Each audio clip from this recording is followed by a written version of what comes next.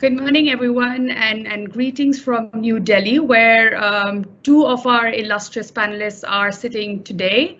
And then we're also joined by Kate Hampton, who is in London. So very early, good morning from London as well. And to all of you who have joined us from every part of the world. And you know, during these trying times, it's nice to be able to connect. So also many thanks to the organizing team for bringing all of us together for this very important discussion on financing the sun and making solar energy accessible to all. We have a really illustrious panel joining us today. So we have Minister Abdulla Shahid, who is the Minister for Foreign Affairs from the Maldives. We have Dr. Ajay Mathur, who is Director General of the International Solar Alliance. And we have Kate Hampton, who is CEO of the Children's Investment Fund Foundation. And my name is Kanika, and I'm the Program Manager for UN Energy at SE for All. And it gives me great pleasure to join all of you today, as well as join this conversation and have some role to play in bringing out some of the key insights from this power-packed panel that we have today. So what does financing the sun really mean? And I think that this is perhaps the question that I've spent many years of my life thinking about. And it means so many different things, right? It means that, and we often think about kind of the sun is free and it shines every single day. So what is it really to finance?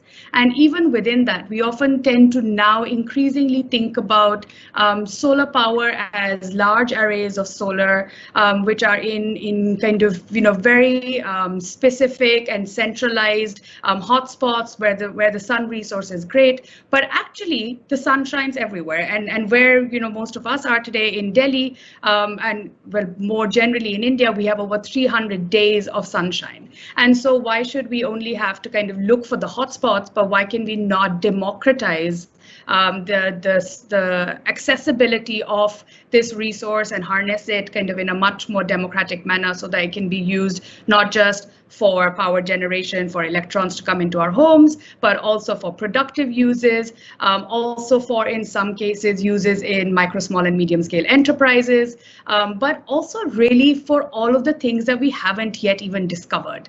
And there is you know, new solar technologies, but there's also new applications of existing solar technologies. So what I'd like us to discuss today in this session is how can we finance disruptive solar? Solar, which is now no longer seen as a fringe or new technology. How do we still keep it disruptive? How do we bring it even closer to where it's needed the most, where it can have the most impact, not necessarily just where it can make you the best returns? So with that, I will hand over first to Minister Shahid for setting the context from his experience, and especially from an island country that also has quite a lot of sun, and that is currently a global kind of safe haven from all the madness of this world, and where the whole world goes to enjoy the sun. So over to you, Minister Shahid. Very Maldives. The topic of this session is something very close to the Maldives. As a small island developing state, the Maldives is one of the most vulnerable countries to climate change. This is why we are committed to lead by example. Last December, President Ibrahim Saleh announced our updated nationally determined contributions, achieving net zero emissions by 2030. A large part of our emissions are driven from our reliance on fossil fuels to generate energy. The Maldives is a developing country, and as the country develops, the demands on energy are increasing. The Maldives is entirely dependent on fossil fuels in meeting our energy demands. In the year 2019, approximately $465 million was spent on importing fossil fuel, or nearly 10% of GDP. The government spent about $58 million on electricity subsidies in 2019. This is nearly 1% of the national GDP. Therefore, each positive and negative impact on the international fuel prices hampers the country's economy. Given this context, and given the commitment to transition to low emissions energy production, the government is constantly working towards shifting to cleaner methods of energy production.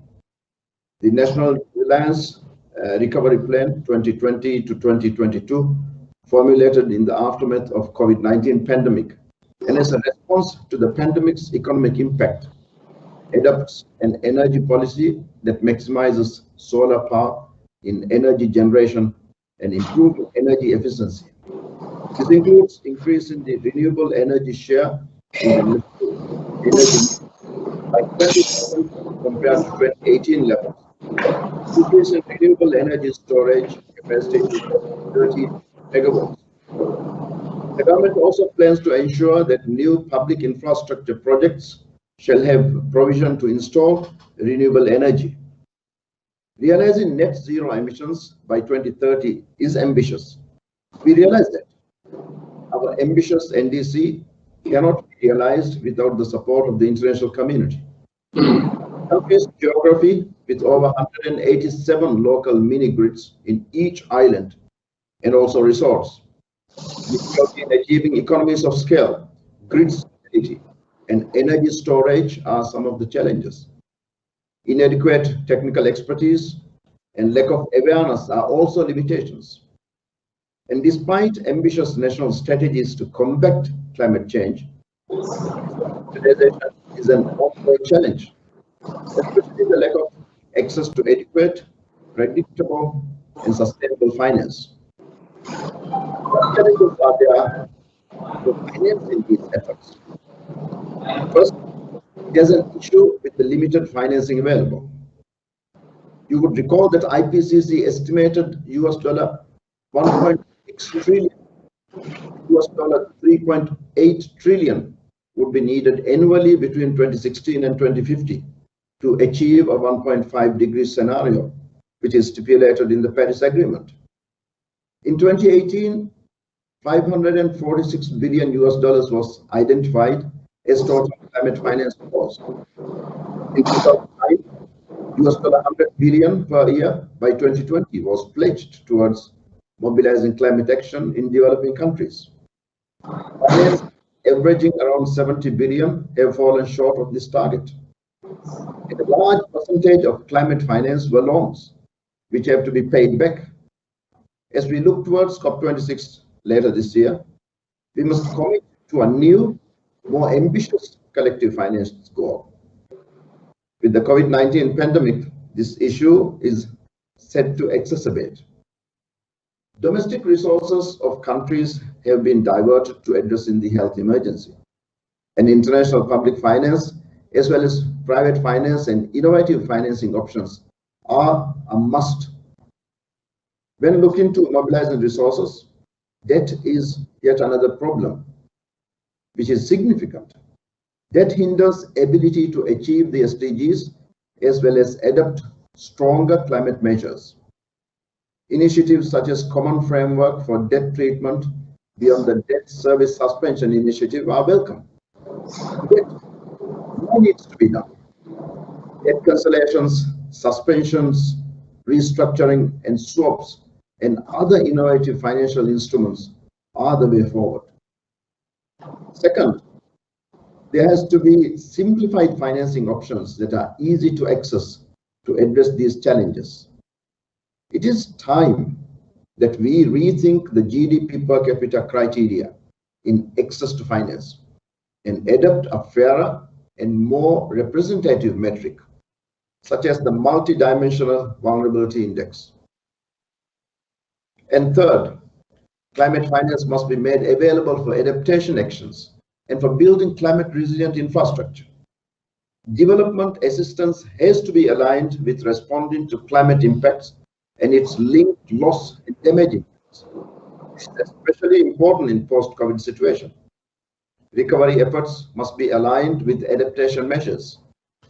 We have to see COVID recovery as the opportunity to change our patterns and build back better and greener. And fourth, we need to address the procedures for accessing multilateral climate funds. In the Maldives a year ago, we developed pipeline proposals for $500 million for Green Climate Fund. Yet we have not been able to advance any of these proposals into approved projects as of today. The many hoops we are made to jump, from having to prove the science link into climate change with environmental damages to the complex paperwork and its various prerequisites, we remain constrained. This is why we urge for simplified funding procedures. And fifth, we also need to discontinue the application of criteria to prove bankability of climate projects. Small and vulnerable countries like the Maldives do not have the scale nor the capacity to fulfill such requirements. These are some of the barriers we believe exist and procedures we believe need to be changed, ensuring that all countries, but especially those who need it the most, have access to predictable, adequate and sustainable finance is necessary to adopt renewable energy measures and address the larger issues of climate change. Thank you, Mr. Shahid. I think that was really very candid, and it really, I think, shows the mirror to the world on what is really required. I think that your point around the predictability of the flows of capital is a really important one. It's not just about how much, but also about how predictable and how frequently that capital will come into these markets. I also think that the point that you made, which links energy action to kind of the larger commitments towards climate change is a really important one, and I hope that we can get into that a little bit more. But I'd like to complement your opening statement with sort of turning to Dr. Mathur, who's been an important player in India's energy transition story. And I think that this new role that you have now, Dr. Mathur, is perhaps the crown jewel of India's energy transition story, but also India's offer to the world. And I think that the experience that we have had in the last many years is really something that we can take in, and it responds quite directly to many of the important points that Minister Shahid raised. So over to you, Dr. Mathur. Thank you very much, Kanika. I also want to thank the Observer Research Foundation and the Indian Ministry of External Affairs for getting us all together in this session as part of the Raisina dialogue. I think the first point that I'd like to make is that we feel that, as you rightly said, financing at scale and predictable financing is at the heart of enabling a transition to a solar economy. As the minister has very rightly pointed out, the problem is greatest for the countries who have the least capacity, and I would suggest also have the least historical baggage associated with creating the climate change problem. But having said that, I think it is also important to note that energy transitions don't occur only because of climate change. Climate change can be a very strong initiator, but they occur because of meeting people's needs, maybe in terms of when they need energy, maybe in terms of how much they pay for it, maybe in terms of the pollution, maybe in terms of the import bills, as the minister said. It is all of these issues together which lead to a decision to move to a new energy source, and in particular a renewable energy source. But no matter what the reason, we have huge climate benefits that occur when we move to renewable energy as opposed to using fossil fuels. Now, at the International Solar Alliance, we are an alliance of a large number of countries. Nearly 100 countries as we speak have signed the framework agreement of the Solar Alliance. And therefore, we need to ensure that we are of value, we provide services which is of value to all of them. So for example, we capture and will continue to capture the kinds of advances that occur almost on a daily basis in the solar industry.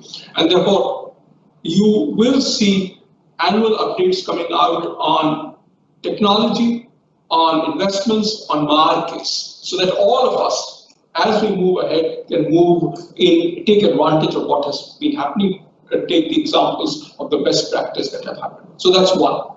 The second is, what we notice is that across the world, But particularly in the developing world, there is a lack of capacity. And when I say capacity, it's not just the design and implementation of solar projects, it's also banking, regulations, policy making. What is it that brings the solar into the mainstream of the energy services industry? This is a capacity that is needed irrespective of how many solar plants you do. Even if you do one, you need this capacity. So that's the second part, building up the capacity. But the third part, and this specifically refers to the minister's point about limited capacity, it is especially for the least developed countries and the small island developing countries.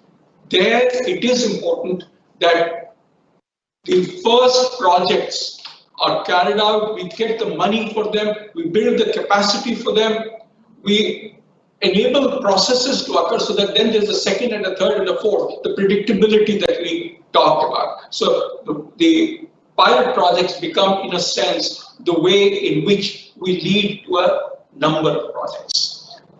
So that's the third goal. Now, as you will see, within the third goal, and possibly even in the second goal, financing is a key part of how we enable this. So let me spend a couple of minutes on it. Kanika, I won't take too much time.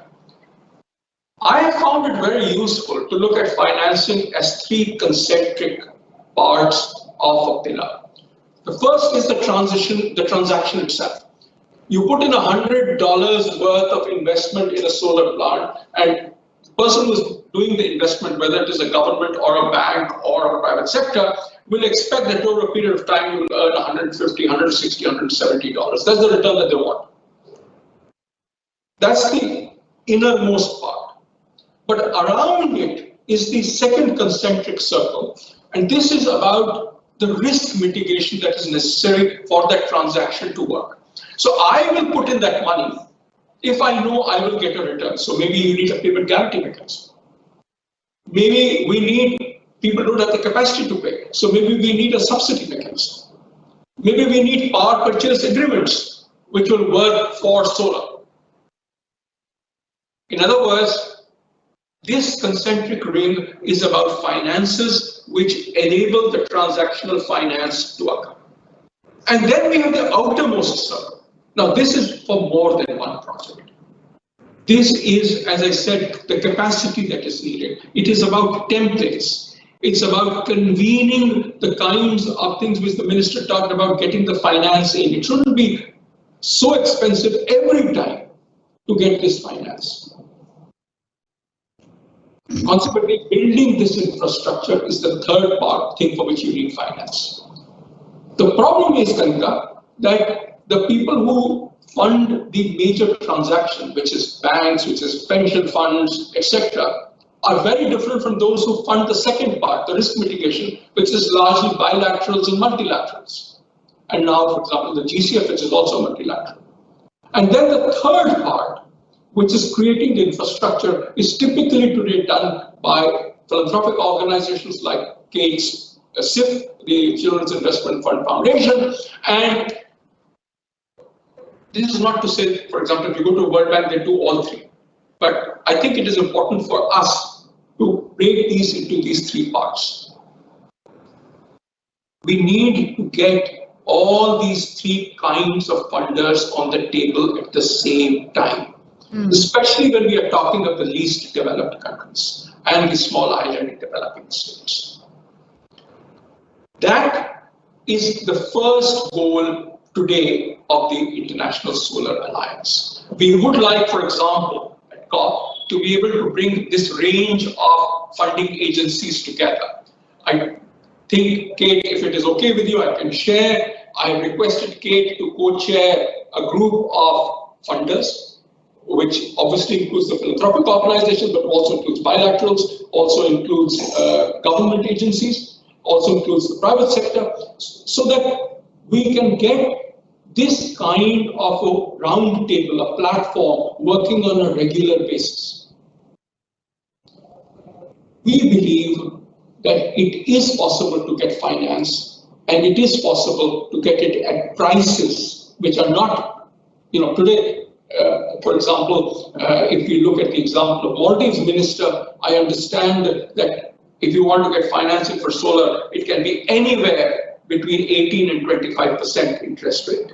This is absurd. I mean, these rates are not manageable. They are not, you cannot support them. So get them at rates of interest which are closer, possibly even less than those that you get for fossil fuel projects. I think as we go ahead, I would like this discussion to also, Kanika, focus on what are the ways in which these kinds of financing could be enabled. Thanks very much. Thank you, Dr. Mathur. Again, I think that the point that you made about different types of capital and each kind of playing its role and also only playing its role, not crowding each other out is a really important one, and kind of coming together. So it's also kind of this, the coincidence of wants needs to occur at the same time. They can't kind of, it can't be when the capital is ready. And I think this goes back to Minister Shahid's point as well. It's about how do we make this whole process a bit simpler. And I'd like to take that to you, Kate, especially as we are at a time where we will actually see much greater public spending in the form of recovery stimulus packages, etc. And there is the opportunity for public finance to send quite strong signals towards the type of recovery. But equally, we're also at a time where the number of competing uses of public money have actually grown. And also the amount of public money available to different types of countries is also quite different.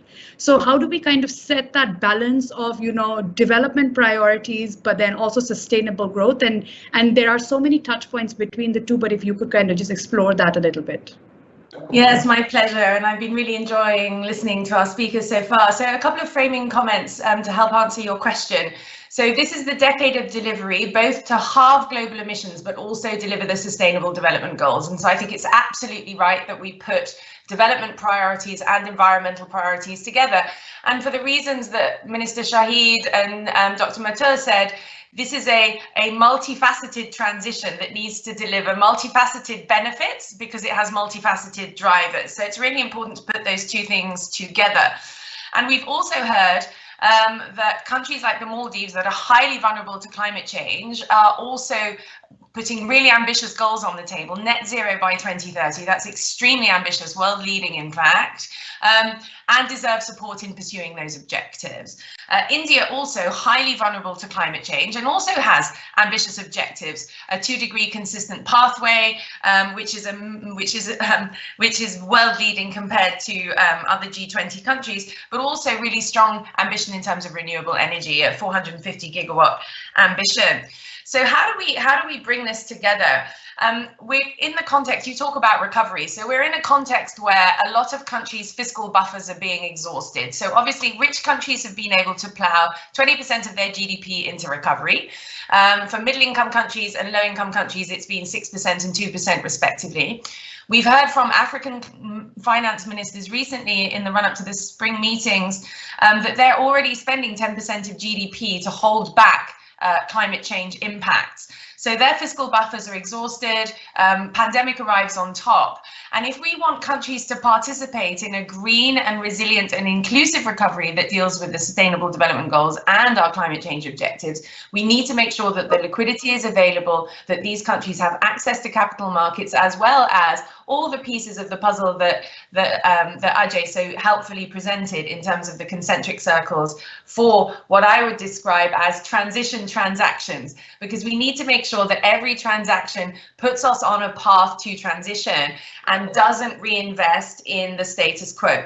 And this is the sad story of the recovery, is a lot of the funding from G20 countries going into recovery from the pandemic has actually been in high carbon assets, because that's the status of their economies. And when you're trying to stimulate an economy and you just pour money into it without thinking about the future, you end up with a high carbon recovery package. So it's really important that there are green strings attached to the recovery phase once the rescue phase is underway. And again, as Ajay was saying, you have the concentric circles of that. We have Minister Shahid talking about debt relief. We also have the release of special drawing rights from the IMF.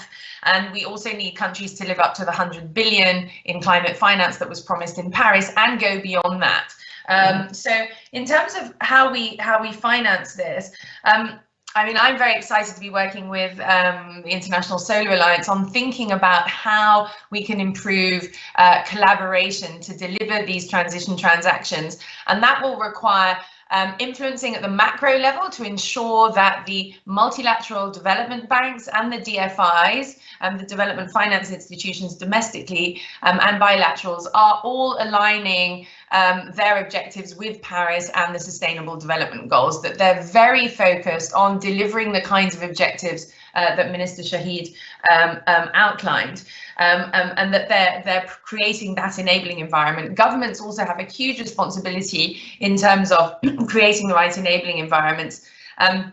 We have, for example, in many countries, problems of stressed public assets, high carbon assets, which are draining resources from taxpayers. And so we need financing not just for green assets, but we also need to separate the dirty assets from the green assets and wind them down.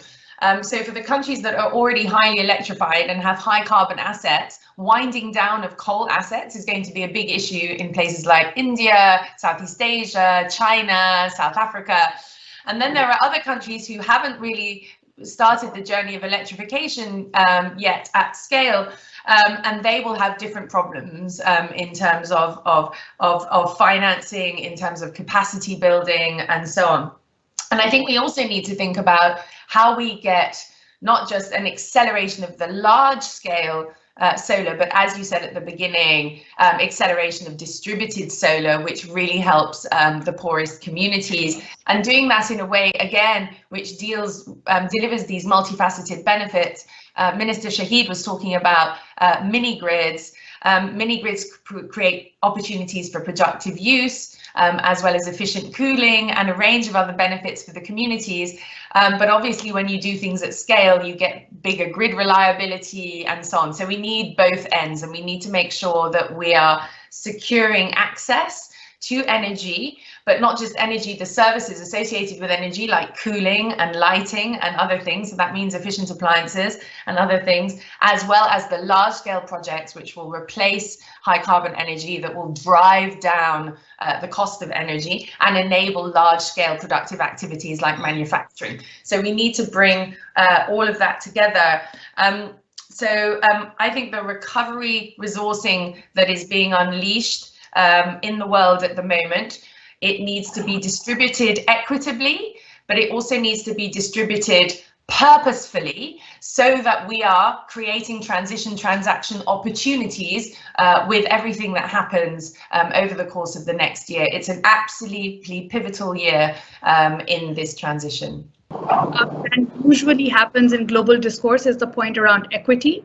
And in global discourse, we've taken equity to equal to $100 billion in GCF, right? And that's it. And that's kind of, you can, and it just comes down to that one line. And then there's all this discussion around how much and how do you count it, and you know, is there double counting? And I think that it's important to kind of, as you said, it's about equity, but it's also about being purposeful, and it's also, I think, as the minister said earlier, it's about also being fit for purpose. I mean, a pipeline of 500 million for the GCF, and then not a single dollar coming out of it because of paperwork, and you know, and this goes back to the point that Dr. Mathur made about capacity building. I mean, it's capacity for the banking system and the technical capacity, but it's also the capacity of just writing concept notes and you know, jumping through all of those processes that you know, multilateral organizations require.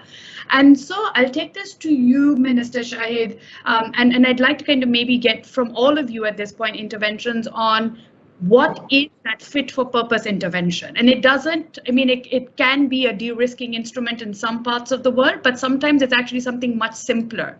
It's really about having a standardized PPA or a market design, or how do you conduct an auction. So what And maybe it's all of these things. But really, if it was kind of on war footing, what are, say, 2 or 3 things that are needed to unlock capital in your country? What would that be, Minister Shahid? Thank you very much, Madam.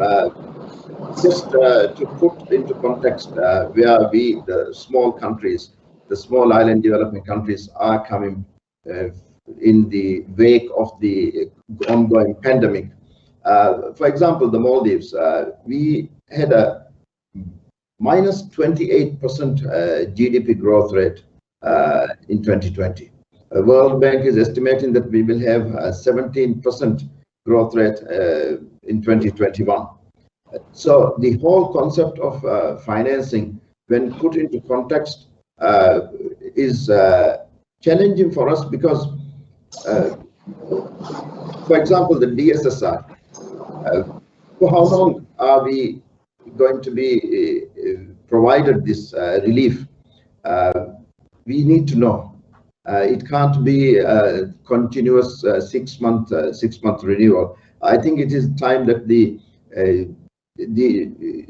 G7 countries, G20 countries come together and give us the small island developing states, the least developed countries, a time frame of yes, we have this relief package for you for 3 years, 5 years, or whatever period it is, so that we would be able to plan our exit strategy in the wake of the pandemic.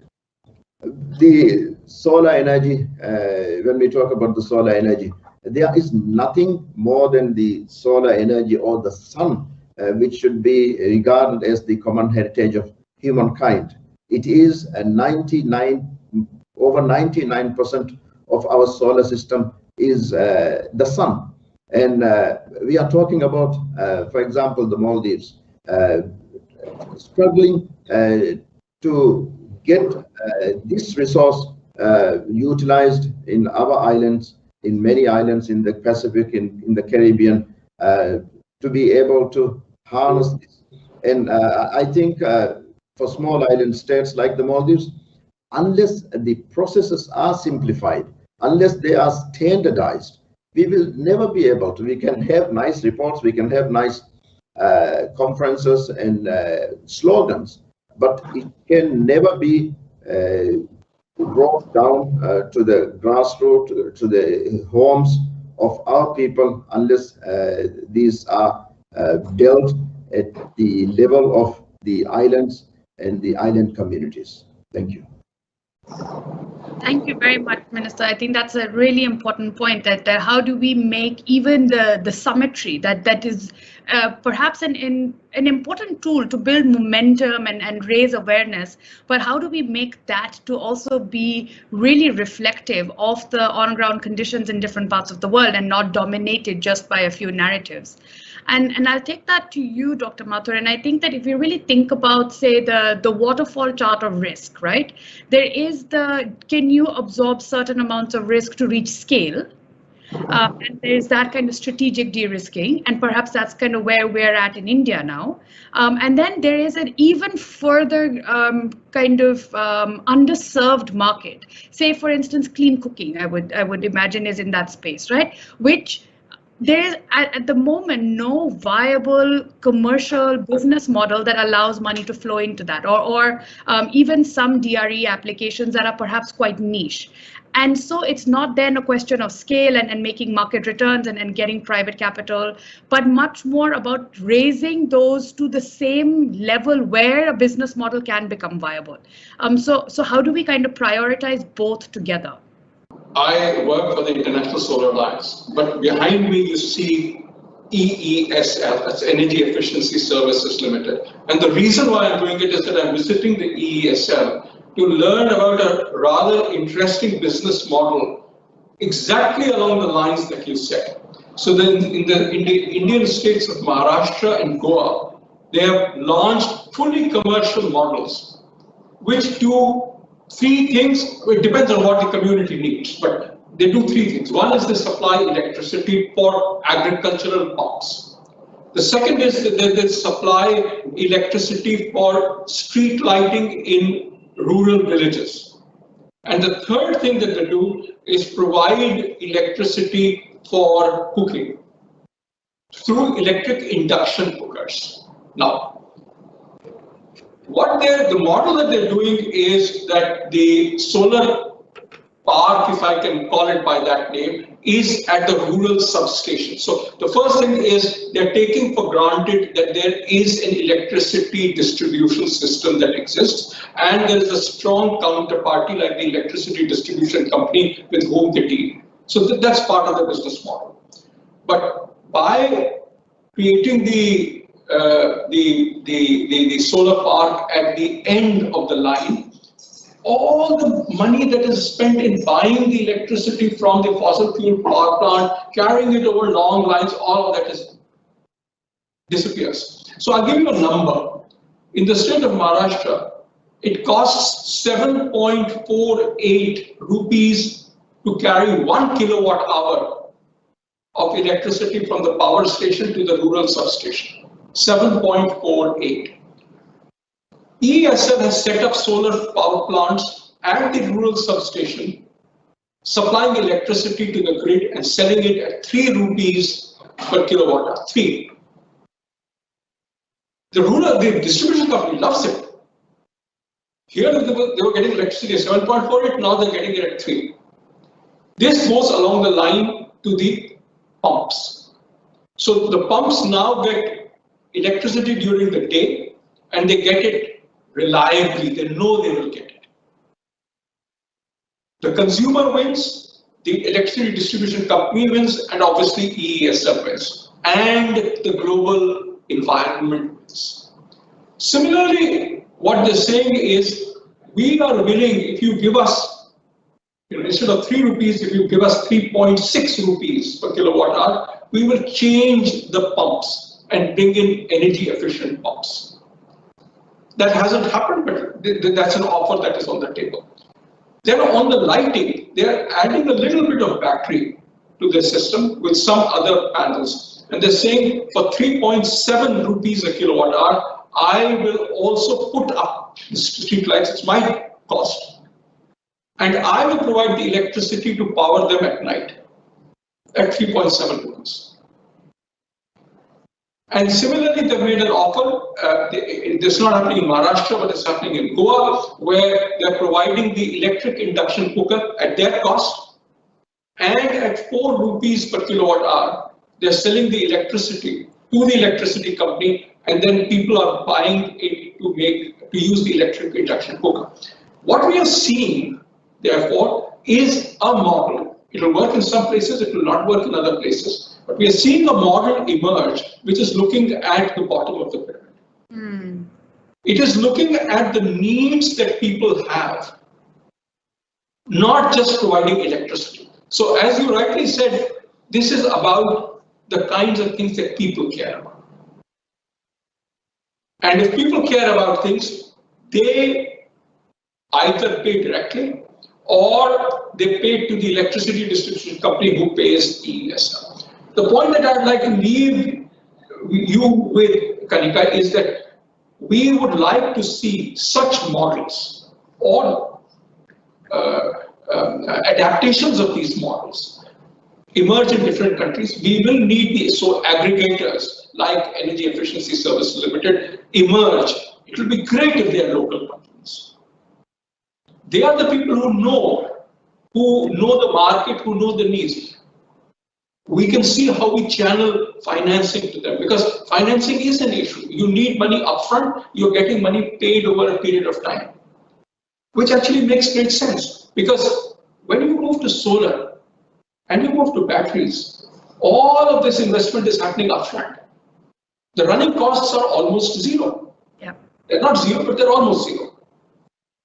And financial systems today are not used to this. They're used to maybe 50% of the money being spent upfront and 50% of the money being spent as you go along.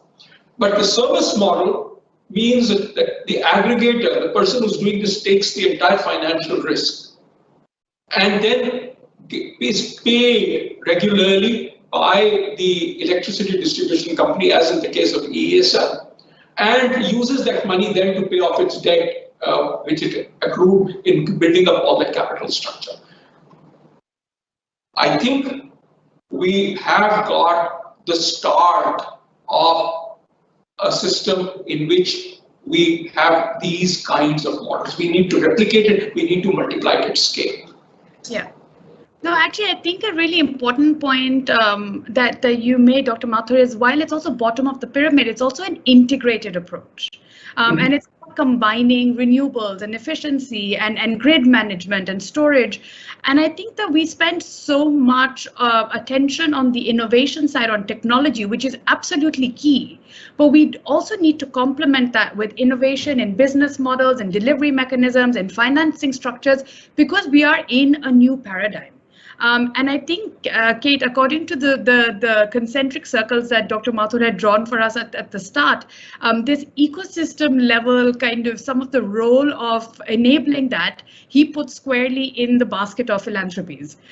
So I'm going to pose that to you to say, how can philanthropies kind of reward or drive this kind of integrated thinking and innovation in market design almost? Thank you, and I think it's pretty clear in terms of what we're hearing that there are scalable business models, and I also hear that when I travel to other continents in terms of really exciting innovations that bring power and services in an integrated way to the communities, and they're usually designed by people in the communities. Those are the best ones, and you mentioned clean cooking. 4 million, mostly women and children, die prematurely from indoor air pollution, as well as the 4 million people a year who die from outdoor air pollution. So, those 8 million people that are suffering the ill effects of air pollution need to be front and center in this conversation and in the design of our solutions.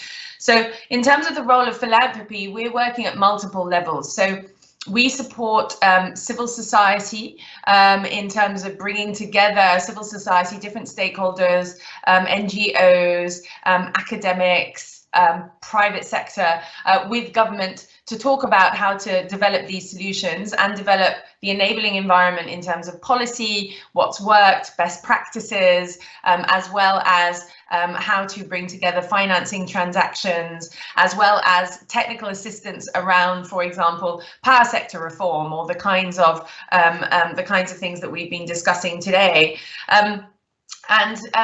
Obviously, there's a really important role for bringing together philanthropic resources in blended capital solutions as well, because as we've heard, there's a need for grant financing sometimes for project development. There's a need for risk solutions, and that means bringing in deep-pocketed international development institutions. So philanthropy's role is in bridging these different stakeholders, sharing best practices across the world, and supporting stakeholders in the kind of work that Dr. Mathur is describing.